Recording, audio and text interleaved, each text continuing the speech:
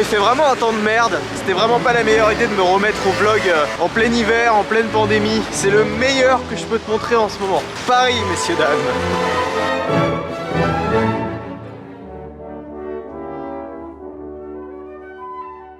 J'ai proposé aux gens qui me suivent de me poser des questions. Mais au lieu de faire un peu comme on fait d'habitude, c'est-à-dire posez-moi vos questions en commentaire ou sur Instagram ou que sais-je, j'ai demandé aux gens de fournir un petit effort, c'est-à-dire de prendre leur smartphone, de se filmer et de m'envoyer la question en vidéo. Et de cette manière, je vais pouvoir faire participer directement mon audience à ces weekly vlogs. Et j'ai reçu quelques questions qui sont intéressantes et ah miracle, je vois qu'il y a un endroit où je peux m'abriter. Bon en fait ça couvre que dalle, l'eau passe à travers les trous, la caméra est mouillé, il pleut de plus en plus fort, il n'y a plus personne et dans à peu près 15 minutes je suis dans l'illégalité parce qu'il sera 18 h et qu'on a un couvre-feu national. En fait je pense que le mieux c'est simplement de le faire chez moi au sec. Voilà, je sais pas pourquoi j'ai voulu sortir en fait, quelle mauvaise idée. Ok, on va être mieux ici. Avant de commencer à répondre aux questions que j'ai reçues, je voulais féliciter les gens qui m'ont envoyé leurs questions en vidéo. Je sais que c'est pas forcément facile de montrer son visage. À ce propos, j'ai une première question. Qui est justement d'une fille qui veut rester anonyme. Salut Antoine, quel conseil donnerais-tu à quelqu'un qui a envie de se lancer sur YouTube mais qui n'a pas très envie de se montrer ?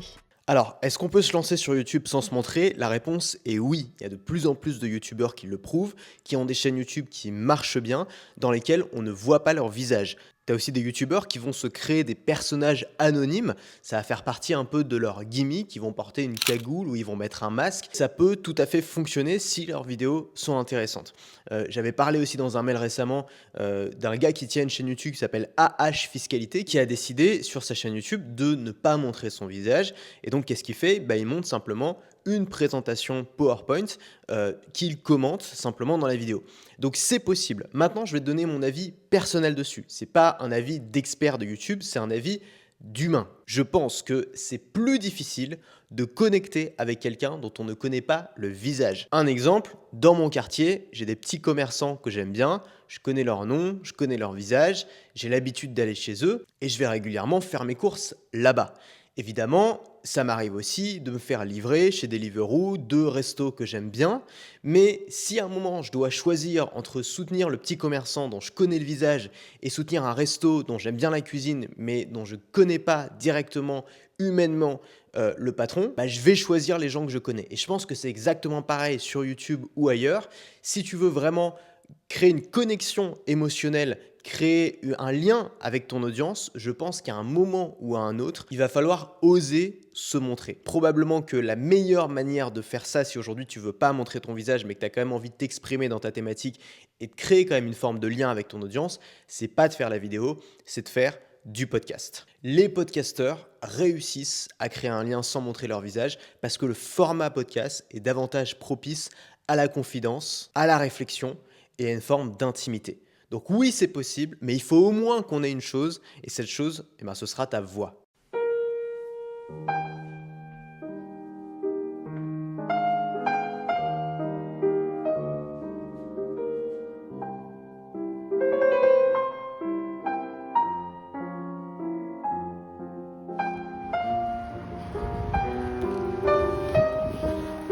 Bon ça a été annoncé ce soir, nouveau confinement. 1 mois de confinement à Paris. Moi je t'avoue que j'en ai marre là, j'en peux plus. Ça fait 1 an que ça dure.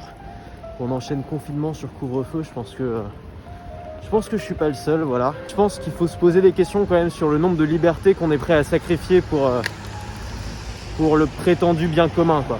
En Amérique du Sud, il paraît qu'il y a des pays qui sont ouverts. Je vais peut-être partir pendant quelques semaines là parce que ça devient particulièrement difficile. Alors ensuite, j'ai une question d'Alexandre. Bonjour Antoine, moi j'aimerais savoir qu'est-ce qui a été déterminant pour toi dans ta vie numérique quand tu étais plus jeune.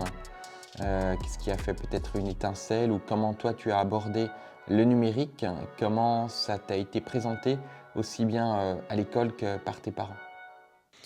Alors, le premier ordinateur que j'ai eu, il n'était pas vraiment à moi. C'était en fait le vieil ordinateur portable d'une amie de mon père qui aurait dû finir à la poubelle et que finalement ma sœur a récupéré. Pourquoi je dis qu'il aurait dû finir à la poubelle? Parce qu'il était d'une lenteur extrême. Je pense que tu peux pas imaginer à quel point c'était lent. C'est-à-dire que pour ouvrir une page web, pour ouvrir peut-être la homepage de Google, il fallait attendre quelque chose comme 30 secondes. C'était un des premiers ordinateurs à avoir du Wi-Fi, mais pour pouvoir se connecter au Wi-Fi, il fallait brancher une antenne qui était reliée par câble USB sur l'ordinateur. C'était un ordinateur portable mais qui devait faire 5 ou 6 cm d'épaisseur, donc c'était vraiment complètement différent de ce qu'on peut avoir aujourd'hui. Mais malgré tous ces défauts, j'étais fasciné par cette machine. Je passais des heures et des heures à essayer de fouiller le web, à essayer de télécharger des jeux avec espoir, alors qu'évidemment, je pouvais jouer à aucun jeu sur un ordinateur comme ça. Rien que naviguer en fait dans les menus Windows, ça me fascinait. Donc j'ai toujours eu en fait une fascination pour les ordinateurs. J'ai jamais été vraiment geek, c'est-à-dire que je suis pas informaticien, je sais pas comment fonctionne un ordinateur, je sais pas coder, c'est pas vraiment ça moi qui m'intéresse, c'est la fenêtre ouverte sur un océan de possibilités. Et dès que j'ai pu avoir un ordinateur qui me permettait de créer, c'est-à-dire de faire du montage vidéo, donc c'était le deuxième ordinateur de ma sœur, comme elle était plus vieille que moi, dès que j'ai pu commencer à faire du montage vidéo et que j'ai eu mon premier appareil photo numérique, c'était un petit compact numérique, j'ai commencé à faire du montage vidéo avec Windows Live Movie Maker, j'ai commencé à m'éclater et là je me suis dit ok, j'aime l'ordinateur en tant qu'outil créatif. Tu peux avoir des idées, tu peux créer des choses, tu peux les publier et elles peuvent être diffusées au monde entier. Et ça, moi, c'est toujours la diffusion, c'est toujours un concept qui me fascine, qui m'a fasciné. Donc, c'est pas l'ordinateur en soi, c'est pas le numérique en soi qui m'intéresse, c'est la diffusion de l'information. Je pense que c'est une chance que j'ai eue d'avoir pu consommer le web si tôt, parce que c'est ce qui m'a permis d'avoir suffisamment de facilité pour des années plus tard, quand j'ai voulu créer mon business sur Internet, pouvoir comprendre comment mettre en ligne un blog sur WordPress, comment monter et publier de vidéos sur YouTube, pouvoir continuer à me former, apprendre à mettre en ligne un podcast par exemple, et avoir cette capacité, cette facilité à mettre en ligne mon travail. Si j'avais pas eu ces facilités-là, il aurait probablement fallu que je me force, et s'il avait fallu que je me force, probablement que je ne l'aurais pas fait.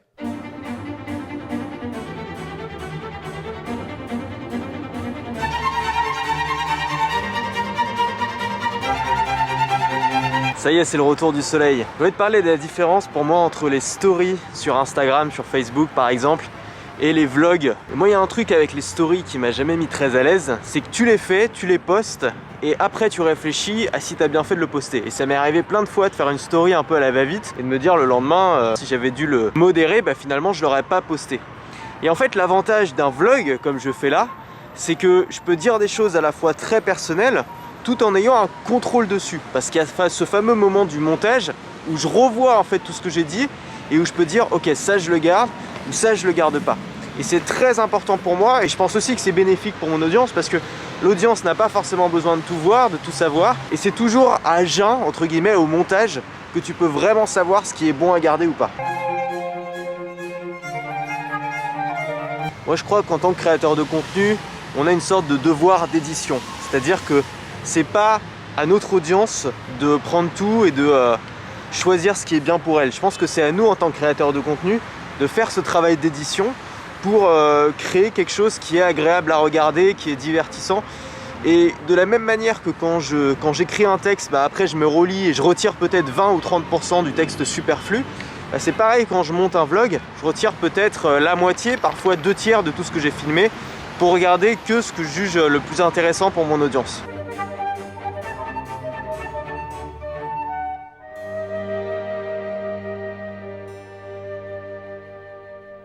Ensuite, j'ai une question de Régis. Bonjour Antoine, je suis Régis Lapez et je tiens un blog Rhum et Whisky. C'est une micro-niche au point que le youtubeur le plus influent a que 6000 abonnés. Il y a tout de même pas mal d'amateurs qui découvrent l'univers du rhum tous les ans.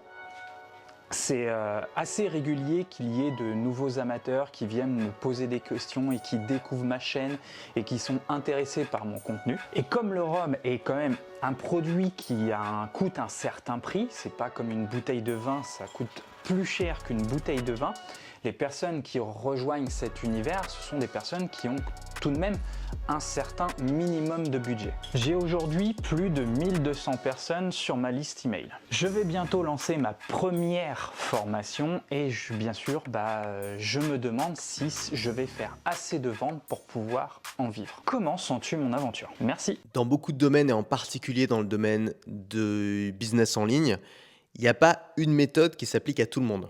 Il n'y a pas de méthode universelle. Dans ton cas, Régis, où tu es sur un petit marché, mais un marché de valeur, un marché où il n'y a pas une très grosse concurrence et où l'audience sont généralement des gens passionnés et des gens qui ont des certains moyens, je pense que c'est pertinent de tester deux approches différentes au choix.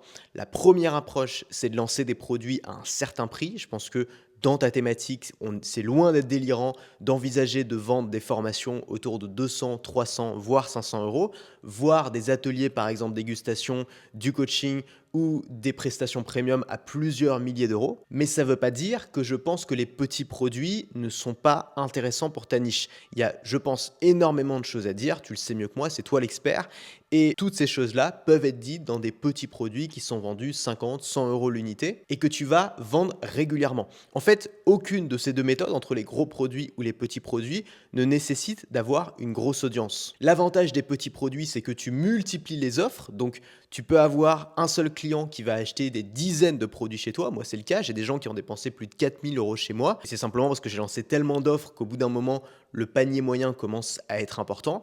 Mais tu peux aussi, évidemment, si tu choisis de faire moins de produits, de faire un produit qui va être plus complet ou de faire même des produits premium, des produits qui, toi, vont te demander de donner du temps, de l'accompagnement individuel, des dégustations par exemple, où à ce moment-là, tu vas pouvoir facturer beaucoup plus cher. Je pense que ta thématique est loin d'être impossible à monétiser. Je pense qu'il y a déjà beaucoup de gens qui gagnent leur vie dans le monde physique et je pense que ça fait partie des thématiques qui gagneraient à être amenées dans le monde virtuel, surtout en cette période. Arrête de te poser des questions, lance un premier produit, essaye différents tarifs et au bout d'un moment, tu vas trouver ta martingale, tu vas trouver ce qui fonctionne chez toi et tu vas pouvoir continuer dans cette direction.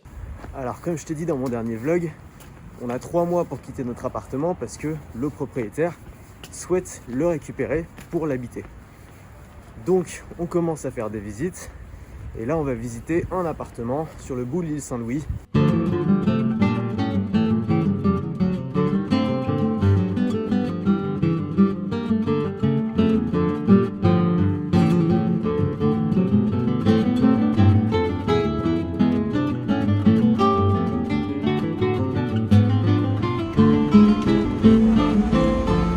C'est un bel appartement. Il y a quelques années, j'aurais rêvé de vivre dedans, je pense, mais là, ça me convient pas. Voilà. Ça me convient pas, c'est un premier étage. Il y a le bruit des voitures, il y a la pollution. Je pourrais payer un espace de coworking pour aller bosser. Je préfère payer plus cher mon loyer et avoir un endroit dans lequel j'ai pas besoin de m'échapper pour pouvoir bosser. Un endroit dans lequel je me sens bien. J'aimerais aussi avoir un bureau personnel, pouvoir me faire mon petit univers, ma petite décoration et te montrer tout ça. Je suis prêt à attendre un peu, à continuer à chercher pour trouver quelque chose de vraiment bien. Le budget en termes de loyer, si tu veux, en plein centre de Paris, pour un 4 pièces de bon standing, on est entre 5 000 et 6 000 euros. Donc c'est cher, mais c'est pas juste un appartement, c'est aussi un investissement, quoi. Il y a une partie du loyer que je paye avec la société parce que c'est l'endroit dans lequel je travaille, c'est l'endroit dans lequel j'ai mes bureaux, c'est l'endroit dans lequel je tourne. Donc ça compte. C'est important pour moi. Maintenant, j'ai une question d'Alexis. Salut Antoine, c'est Alexis. Alors voilà, je suis en train de développer un projet qui s'appelle Senior Mutin et comme son nom l'indique, l'idée est d'aider les seniors à s'en sortir avec la technologie, tout ça, à rester dans le coup un petit peu dans notre monde moderne. Et le problème, c'est que je crois me rappeler que dans une de tes formations, tu avais déclaré que c'était une mauvaise idée de cibler son audience sur le critère de l'âge. Alors est-ce que tu crois qu'il y a quand même une suite possible dans mon projet ou est-ce qu'il vaudrait mieux peut-être que je le réoriente vers simplement l'idée d'aider des personnes qui ont des problèmes avec la technologie, sachant qu'il y a aussi des plus jeunes qui ont ce genre de soucis.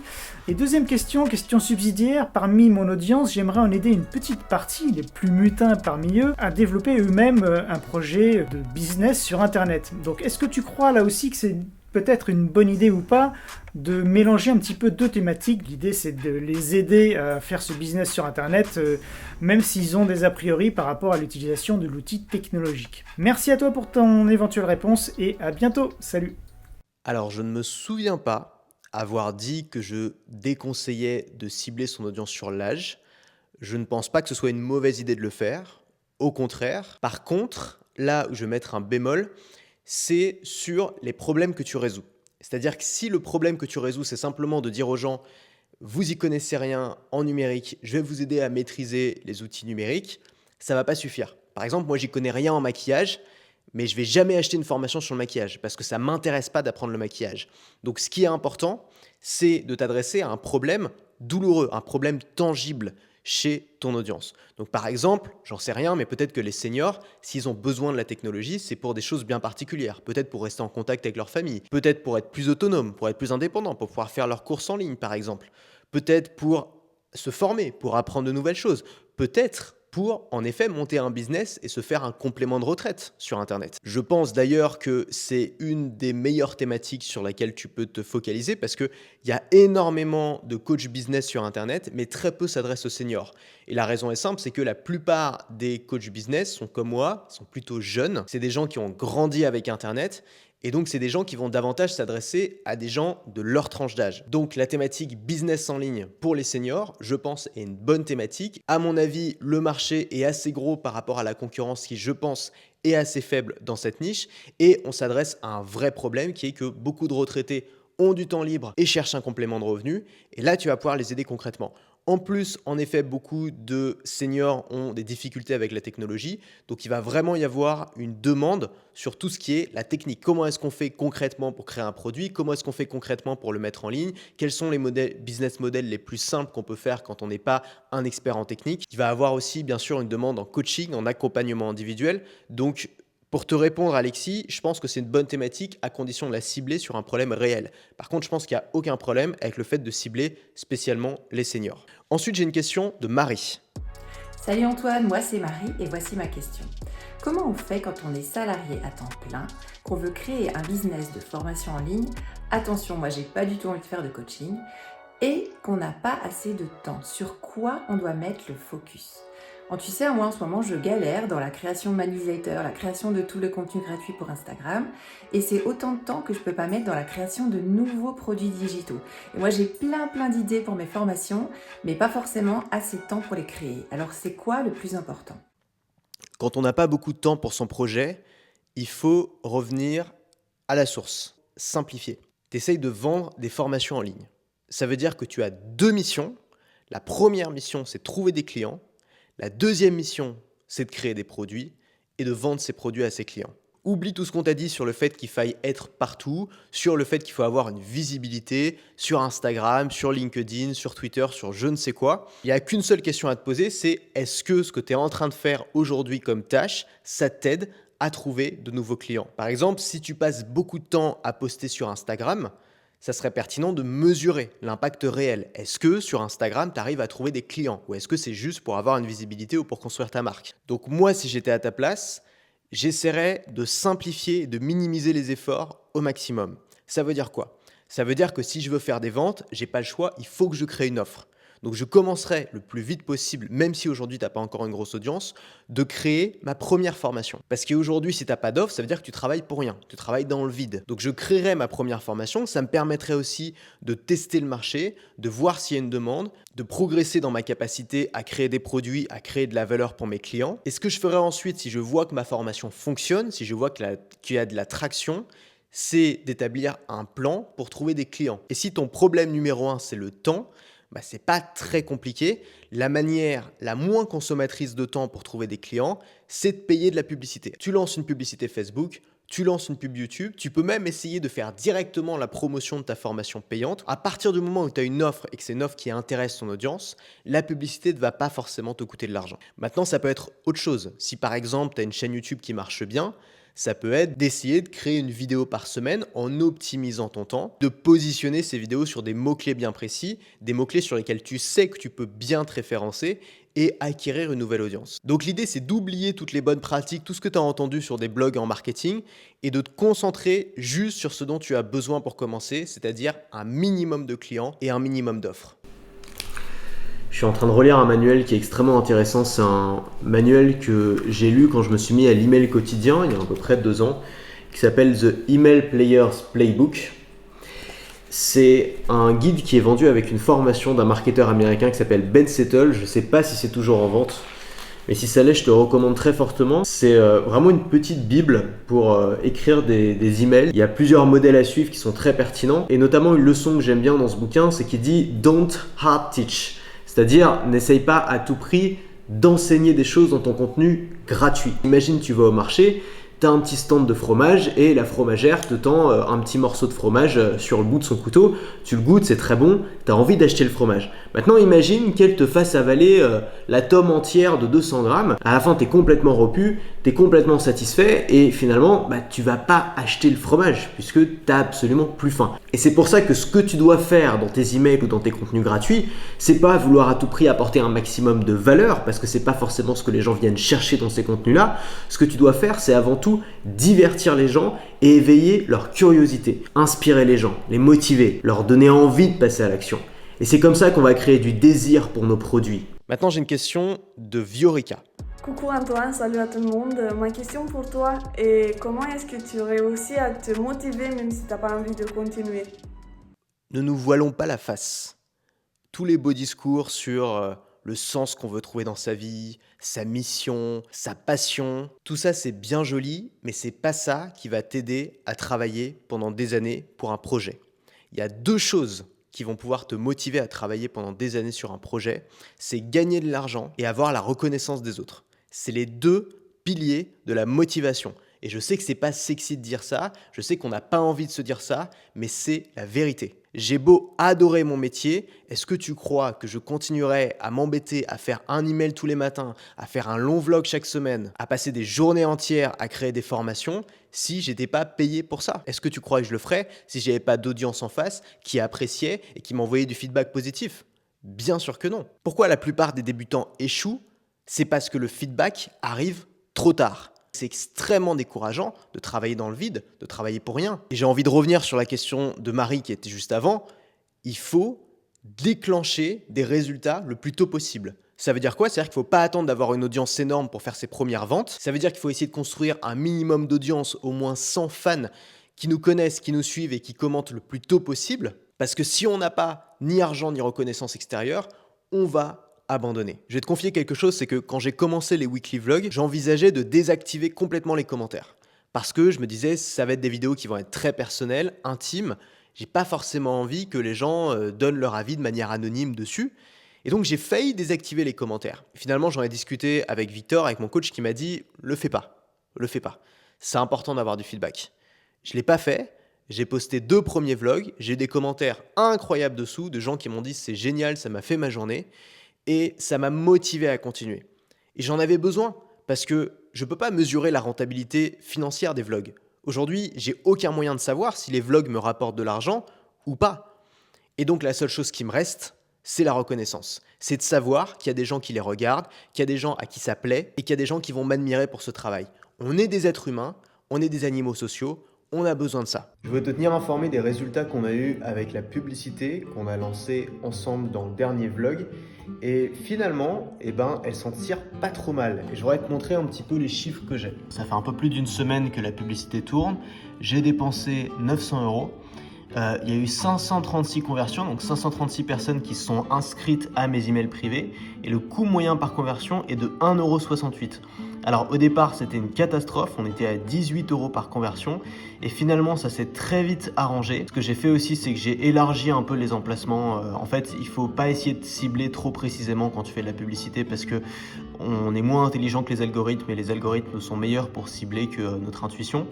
Donc on est passé à moins de 1 € par conversion pendant quelques jours et maintenant on est environ à 1,20 € par conversion, donc je suis très content. Je suis très content parce que c'est des inscrits qualifiés, c'est des gens qui ont été convaincus par ma pub, qui ont choisi de s'inscrire dans l'objectif de recevoir mes emails. À aucun moment ils ont été trompés, ils ont été manipulés, c'est simplement mon discours, qu'est-ce qu'ils vont avoir dans mes emails privés et pourquoi est-ce qu'ils doivent s'inscrire. Et les gens sont inscrits pour les bonnes raisons. Question de Gaël. Salut Antoine, moi je m'appelle Gaëlle et puis j'aime énormément tes formations. Je trouve qu'elles sont vraiment super, elles sont courtes et puis elles vont droit au but. Et puis moi j'avais envie de faire aussi des formations comme ça, mais j'ai une sorte de blocage en fait qui m'empêche d'aller plus loin et puis de juste presser sur rec et puis de me filmer. Je sais pas ce que c'est ce blocage, mais c'est peut-être le syndrome de l'imposteur. Là en ce moment je suis en train de préparer une formation sur Photoshop. Alors je connais très bien Photoshop et puis je peux transmettre mes connaissances, mais j'ai l'impression en fait que je devrais devenir une experte dans mon domaine. Donc j'ai une sorte de blocage qui m'empêche de presser sur rec puis de me filmer. Peut-être une confiance ou alors un syndrome de l'imposteur. Qu'est-ce que tu aurais à me conseiller? Merci beaucoup déjà Gaël pour ce que tu as dit sur mes formations, ça me touche. Concernant la vidéo, si aujourd'hui tu n'arrives pas à appuyer sur ce fameux bouton REC, commence par ce que tu sais faire. Et vas-y progressivement. Moi je fais pas partie des gens qui vont te dire qu'il faut démonter ton ego à la hache. Je crois pas en ça. Je pense que ça peut être assez traumatisant en fait de faire quelque chose qui est très inconfortable pour nous. Je pense qu'il faut agrandir sa zone de confort, mais il ne faut pas en sortir. Et pour l'agrandir, il faut le faire petit à petit. Si aujourd'hui ça te fait peur de faire des vidéos, fais de l'écrit. Ça fait beaucoup moins peur de faire de l'écrit. Et puis peut-être fais des petites stories Instagram de temps en temps, où tu parles avec les quelques personnes qui te suivent peut-être et qui apprécient ce que tu dis. Et puis un jour, tu vas faire un petit live sur Instagram où tu vas répondre aux questions des gens et tu vas probablement te rendre compte que les gens qui te suivent sont plutôt bienveillants et qu'ils apprécient ce que tu fais. Et à ce moment-là, pourquoi ne pas faire une vidéo sans montrer ton visage, comme on en a parlé tout à l'heure, ou faire un podcast. Et puis à terme, à force d'avancer petit à petit, ça va devenir de plus en plus naturel. Et en fait, en agrandissant petit à petit ta zone de confort, un jour, ça va devenir facile. Je pense qu'on est tous partis de loin dans ce domaine-là. Si tu regardes mes toutes premières vidéos, c'était assez catastrophique. J'avais beaucoup de difficultés à m'exprimer, j'avais beaucoup de difficultés à accepter la caméra comme étant mon interlocuteur. C'est venu très lentement. Il a fallu que j'en fasse beaucoup. Et il a fallu aussi qu'un jour, j'ai une sorte de réalisation, de me dire « Ok Antoine, tu as le droit de publier ce que tu fais. Ça va être imparfait, tu vas probablement être ridicule, accepte-le, assume-le. Une vie où on ne prend aucun risque n'est pas une vie intéressante. » Et moi, j'avais une sorte de complexe quand je me suis lancé sur Internet. C'était un complexe autour de mon nom de famille. Je ne voulais pas communiquer sous mon nom de famille parce que j'avais l'impression que mon nom de famille, c'était le nom de mon père et que ce n'était pas mon nom à moi et que je n'avais pas le droit de lui voler son nom pour faire quelque chose qui n'était pas aussi sérieux que ce qu'il faisait lui. Et un jour, j'étais en fin de soirée avec un pote, on avait pas mal picolé, on discutait comme ça et puis je lui disais ça et il me disait « Mais mec, c'est toi aussi Blanche Maison, tu l'as volé à personne ce nom.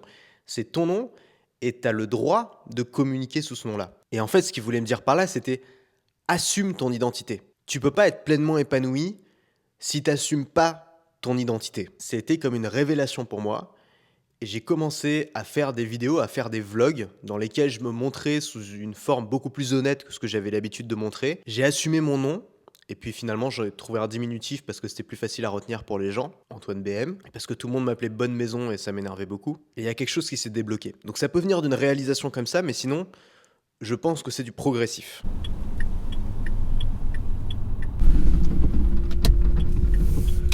Signalé devant. Je sais pas si j'ai le droit de me filmer en conduisant. Et là on est samedi, il y a la police partout. On va bien voir. Bon, j'ai trouvé une solution pour le montage du weekly vlog parce que comme tu t'en doutes, c'est un gros morceau. Une vidéo comme ça, c'est à peu près 5 à 8 heures de montage, donc c'est beaucoup de travail. Et moi, je vais pas me taper une journée à bosser 5 à 8 heures juste pour faire le montage d'une vidéo. Ok, je planque la caméra parce qu'il y a les flics là, c'est sûr. En fait, la solution que j'ai trouvée, c'est de faire mon vlog petit bout par petit bout. Tu l'as vu, chaque jour, je tourne quelques plans. Et chaque jour, j'ajoute les plans que je tourne au montage. Donc en fait, chaque jour, je fais une petite heure de montage. Et ça avance comme ça. Et donc en fait, je le vois se construire petit à petit. Et à la fin de la semaine, j'ai pas un gros montage qui m'attend. J'ai juste à ajouter les derniers plans, à le sortir, à le mettre en ligne. Et en fait, c'est aussi simple que ça. Donc pour moi, c'est vraiment une libération parce que j'ai jamais aimé passer beaucoup de temps à faire du montage vidéo. J'aime bien en faire un petit peu et j'aime bien le faire moi-même parce que j'aime bien garder le contrôle dessus. Alors je vais au bois de Vincennes là avec mon chien, je rejoins ma mère et on va faire une petite balade dans le bois tout simplement. Question de Lucas. Salut Antoine, j'espère que tu vas bien. Aujourd'hui j'aimerais te poser une question par rapport à créer son école sur internet, qui est un livre que tu as écrit l'année dernière. Est-ce que tu comptes en écrire un nouveau cette année? Voilà, c'est ma question. Tu as sorti la méthode Facebook l'année dernière qui m'a pas mal aidé personnellement pour avancer un projet. Et je voulais savoir si tu comptais sortir un peu un livre de ce type peut-être par an, tous les 2 ans, voilà. Savoir le rythme de publication que tu comptais avoir ou si c'était un projet unique et que tu comptes pas en refaire. En tout cas, je te souhaite de passer une bonne soirée et j'espère qu'on se retrouvera un jour sur Toulouse quand tu feras ton tour de France des entrepreneurs. Ciao! Bah, j'espère qu'on se recroisera aussi parce que j'ai bien l'intention de refaire des Tours de France des entrepreneurs. C'était très intéressant, les gens qui me suivent ont beaucoup apprécié aussi, donc je pense que ça va se refaire. Maintenant, concernant le livre, quand j'ai lancé mon premier livre, Créer son école sur Internet, j'avais pas vraiment de programme. C'est-à-dire que je m'étais pas dit, hop, maintenant je vais en sortir un tous les mois. Je m'étais pas dit non plus, c'est juste un one shot et ensuite c'est fini. Non, quand j'ai lancé mon premier livre, c'était comme la plupart des choses que je lance pour la première fois, c'était une expérience. Donc le but, c'était de regarder si ça marche, de prendre du feedback et de voir si j'avais envie de continuer à le faire ou pas. Le problème avec un livre, c'est que c'est très difficile de mesurer les résultats. Contrairement à une publicité, par exemple sur Facebook ou sur YouTube, où tu peux savoir exactement combien te rapporte chaque inscrit, tu peux pas vraiment savoir si ton livre te rapporte de l'argent ou pas. Parce que c'est pas sur les ventes du livre que tu fais de l'argent, ça tout le monde le sait. Ça va davantage jouer sur ton image, sur ta réputation, sur ta légende. Et évidemment, si tu crées un best-seller, un livre qui est traduit en 26 langues, évidemment que ça va avoir un impact extrêmement positif, que ça va t'attirer des prospects, que ça va te donner un statut d'expert qui est très valorisé, que ça va t'apporter une forme de reconnaissance aussi, on en a parlé, qui est importante pour la motivation. Mais moi, évidemment, en créant un petit livre, auto-publié sur Amazon, je m'attendais pas à ce que ça devienne un best-seller mondial. On est bien d'accord. C'est un livre que j'ai écrit en 1 semaine et le but, c'était aussi de tester une méthode que j'allais ensuite pouvoir proposer à mon audience dans la formation La méthode Facebook dont tu m'as parlé. Parce que je sais qu'il y a beaucoup de gens qui rêvent d'écrire un livre, c'est vraiment leur rêve, et ils n'y arrivent pas parce que le projet est trop gros. Donc pour moi, c'était un moyen de montrer à ces gens-là que c'était possible. Mais moi, écrire un livre, ça n'a jamais été mon rêve. Je ne suis pas un écrivain. Ce que j'aime, encore une fois, c'est diffuser des idées, diffuser de l'information. Mais pour ça, il y a des méthodes qui sont beaucoup plus efficaces, comme une bonne vidéo YouTube ou un bon mail, comme j'en envoie tous les matins. Donc moi, j'aime bien écrire, mais j'écris déjà tous les matins dans mes emails. J'aime bien partager les idées, mais je partage déjà des idées tous les jours sur Internet, avec un feedback, pour le coup, qui est immédiat, direct et visible. Et donc, je t'avoue que le format bouquin, c'est pas le truc qui est le plus fun à faire pour moi. Devoir se poser pendant plusieurs semaines, plusieurs mois parfois, pour écrire un long manuscrit que tu vas pouvoir seulement sortir après, c'est pas une façon de travailler qui me correspond tellement. Donc aujourd'hui, j'ai du mal en fait à trouver la motivation de créer un nouveau bouquin. J'en ai pas vraiment envie, j'en ai pas vraiment besoin, et donc j'ai tendance à repousser. Ça veut pas dire que je vais jamais le faire. Je sais bien que le livre est un format à part, que c'est un format qui est très intéressant, que c'est un format qui permet de toucher une audience beaucoup plus vaste. Donc je ne suis pas fermé à la question d'écrire un livre, mais pour moi, c'est pas à l'ordre du jour. Et j'ai une dernière question de Grégoire. Salut Antoine, j'espère que tu vas bien. Désolé pour la qualité de la vidéo, je réponds direct parce que j'ai vu le petit télégramme. Donc moi, ma question, c'est tout simplement, est-ce que tu recommandes pour quelqu'un comme moi ou pour tous ceux qui peuvent regarder cette vidéo, qui, par exemple, moi je suis entrepreneur à plein temps, je travaille à 100% sur ma business, sur mon bureau face à mon mur blanc toute la journée et j'ai un peu envie forcément de voir un petit peu autre chose. Donc j'ai envie par exemple de quitter la France et de voyager et de continuer bien sûr à faire mon business sur mon ordinateur, mais à un autre endroit avec un plus beau lifestyle. Est-ce que toi tu recommandes du coup de partir comme ça, de tester de nouvelles choses, de voyager et de continuer à faire son business? Et surtout, quel pays tu recommandes, quel coin tu recommandes et comment tu t'organises tout simplement pour mettre en place ton business à l'étranger comme ça, comme je sais que tu es expert, que tu as déjà fait tout ça. Voilà, merci à toi pour cette réponse. Voyage. Si tu as envie de voyager, voyage, c'est la plus belle chose du monde. Est-ce que tu crois vraiment que je vais te conseiller de ne pas voyager? Tu as envie de changer d'air, tu as envie de changer d'environnement, d'atmosphère. Le voyage est juste la meilleure manière de le faire. Et je vais te raconter une petite histoire. Quand j'avais 17 ans, j'ai découvert des blogueurs qui gagnaient leur vie sur Internet et qui voyageaient, pour certains à plein temps, et je suis tombé amoureux de ce lifestyle. J'ai vu ça, je me suis dit ok, c'est une vie pour moi. C'est la vie qu'il faut que j'ai, il n'y a rien qui peut être mieux pour moi que ça. Moi j'ai eu un besoin de liberté très tôt dans ma jeunesse. Dès le début de mon adolescence, j'avais envie de partir de chez moi. C'est un truc que j'ai toujours eu en moi. Je l'ai toujours aujourd'hui, mais ça prend d'autres formes. Et quand tu es jeune et que tu as besoin de liberté, la meilleure façon de vivre cette liberté-là, c'est par le voyage. 3 ans plus tard, à 20-21 ans, j'ai arrêté mes études. J'ai pris 1 an pour lancer mon projet. J'ai fait une année de césure. Et pendant cette année, je suis parti à l'autre bout du monde. J'avais besoin de partir. Je sentais que je n'arriverais pas à lancer mon projet si je restais dans un environnement avec toujours les mêmes proches, avec toujours le même entourage, avec la même mentalité. Il faut savoir qu'à ce moment-là, en France, il venait d'y avoir les attentats de Charlie Hebdo ou du Bataclan, je sais plus. Enfin, il y avait un climat qui était extrêmement pesant, extrêmement tendu. Il fallait que je parte. C'était vital si je voulais lancer mon projet et me lancer à fond. En plus, à cette époque-là, je faisais des vlogs, donc je filmais mon quotidien. Et je me suis dit, ça va être tellement plus amusant en fait de filmer mes aventures à l'étranger que chez moi. Le truc, c'est que j'avais aucune expérience de voyage. Alors, j'ai eu la chance de beaucoup partir en vacances dans des belles destinations avec ma famille quand j'étais petit, mais c'était plus des vacances que des voyages, et tout seul, j'avais jamais voyagé, je savais pas ce que c'était, je savais pas comment ça marchait, j'étais complètement naïf. Et je me suis dit, où est-ce que je vais ? Alors, la première réponse évidente, c'était la Thaïlande. Pourquoi ? Parce que tous les entrepreneurs du web allaient en Thaïlande. À l'époque, surtout, c'était en plus la mode, beaucoup s'installaient là-bas. Et la Thaïlande, c'est vraiment le pays facile pour les digital nomades. T'as Internet haut débit partout, les gens sont hyper gentils, t'as des super hôtels pas chers absolument partout, des cafés pour travailler avec le Wi-Fi, enfin bref, il n'y a aucune difficulté. Sauf que moi, j'avais pas envie en fait de raconter dans mon histoire que la première destination où j'étais allé, c'était en Thaïlande, comme tous les entrepreneurs du web. Je trouvais pas que c'était pas ce que j'avais envie de raconter. Donc je me suis dit non, je vais aller dans un endroit que je connais pas. J'ai pris une carte et j'ai cherché des endroits. Je me suis dit tiens, ça je connais pas. Puis je suis tombé sur le Sri Lanka. Je me suis dit tiens, le Sri Lanka, je connais pas du tout cette destination. Je sais même pas à quoi ça ressemble. Je savais même pas où c'était en fait à la base de Sri Lanka. Et donc j'ai pris un vol, j'y suis allé. Je connaissais rien sur le pays, je débarque à Colombo qui est une ville jungle urbaine, il n'y a pas un seul occidental, j'étais le seul blanc, tout le monde me saute dessus pour essayer de m'escroquer.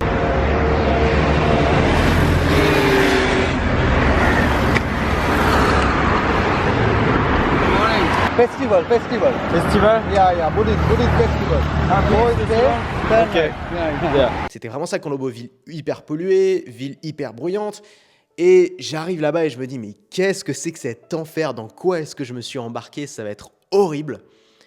Et je reste 3 jours à Colombo, parce que j'avais pris mon hôtel pendant 3 jours, et je quitte Colombo. Et là, je commence un voyage dans les bus, parce que j'avais pas les moyens à l'époque de payer le taxi ou de louer une voiture, j'avais même pas le permis de toute façon, donc je voyage en bus, et là commence un voyage extraordinaire. Je fais des super rencontres, je me retrouve dans des endroits magnifiques, sur des plages désertes, paradisiaques, incroyables, avec un grand soleil, alors qu'on était en décembre, que j'aurais dû être chez moi, sous la pluie, à entendre parler d'attentats toute la journée, donc je peux dire que c'était une révolution. J'ai kiffé ma race comme jamais. D'ailleurs, tous les vlogs que j'ai fait à cette époque sont toujours sur ma chaîne YouTube et ça m'arrive de les revoir juste par nostalgie en me disant putain, c'était bien quoi. C'était un moment de découverte. Wouhou! Voilà, je viens de tourner la vidéo de présentation de la formation. Dans un cadre idyllique, je suis littéralement sur une plage déserte. Ça fait 10 minutes que je marche, j'ai croisé absolument personne. Et à ce moment-là a coïncidé le début de mon business, c'est-à-dire le moment où j'ai commencé à gagner ma vie sur une base régulière. Avant, ça m'était arrivé de gagner de l'argent, de faire des ventes, mais pas suffisamment pour pouvoir dire « Ok, je gagne ma vie sur Internet ». Et c'est là-bas, au Sri Lanka, que j'ai commencé à me dire « Ok, c'est possible, ça commence à marcher ». Ensuite, j'ai poursuivi mon voyage, j'ai voyagé pendant 5 mois, je suis ensuite allé en Malaisie, incroyable, j'ai vu des endroits magnifiques en Malaisie. Si tu vas en Malaisie, va à Tioman Island, va à Pankor Island, qui sont des îles absolument extraordinaires, surtout Tioman Island, le plus bel endroit je crois où j'ai jamais été.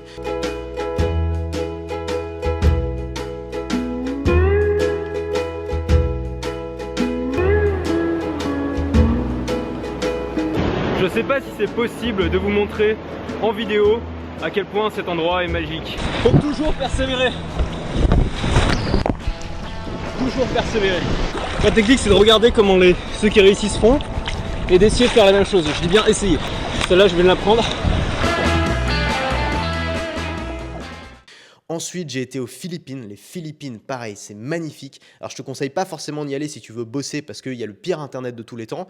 La bouffe, j'ai jamais bouffé aussi mal que là-bas. C'est que des fast-food, c'est horrible. Mais les gens sont géniaux. C'est une culture un peu à l'américaine. Les gens sont trop cool. Ils parlent super bien anglais. Et les lieux, c'est incroyable. J'ai nagé avec des requins-baleines dans leur milieu naturel. J'ai nagé avec des tortues. Il y avait des tortues géantes partout. Enfin, c'est un milieu naturel extraordinaire, les Philippines. C'est magnifique.